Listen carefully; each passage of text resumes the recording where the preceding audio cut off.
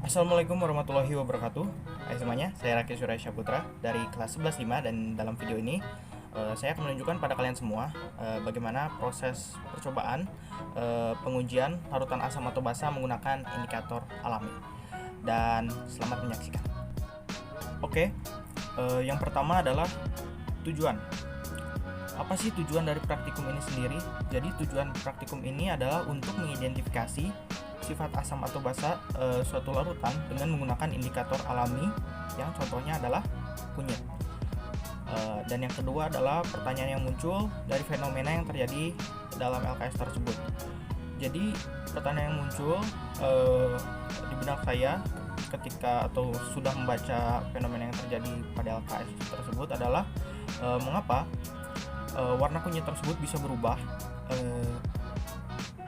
saat terkena air sabun maupun air jeruk.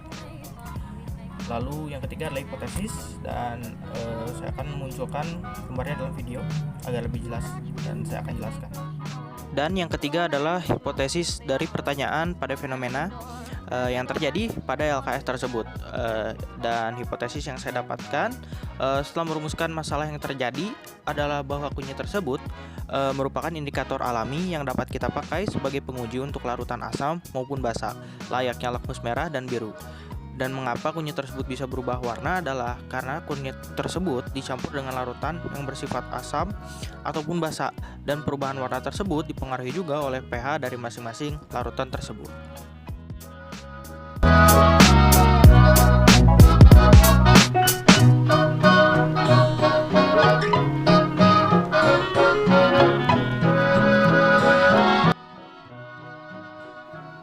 Untuk langkah kerja, yang pertama kita siapkan alat dan bahan percobaan. Lalu yang kedua adalah membuat ekstrak dari indikator alami, dan saya sendiri untuk indikator alaminya saya memakai wortel. Yang ketiga, kita tambahkan air jeruk, air sabun, dan air biasa ke dalam 3 wadah yang berbeda, dan usahakan volume sama, jangan terlalu banyak, cukup 10 tetes. Beri label masing-masing wadah, label air jeruk, air sabun, dan air biasa.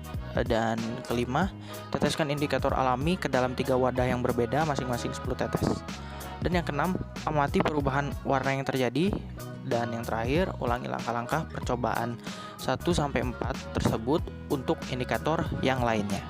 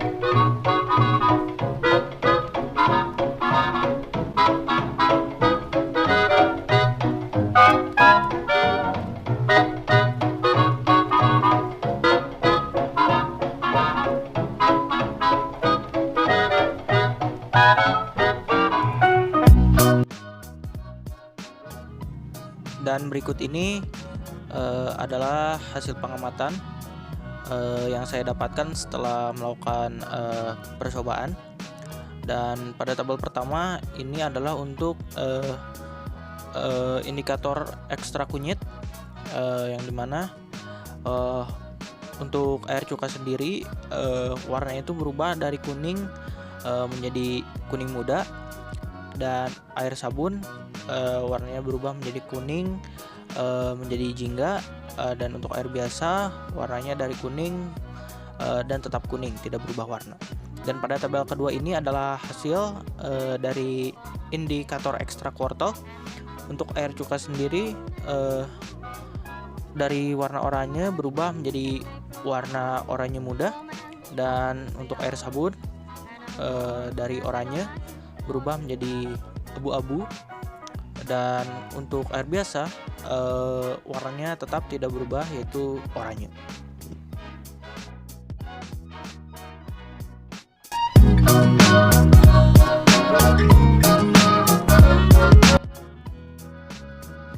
Oke, yang terakhir adalah kesimpulan.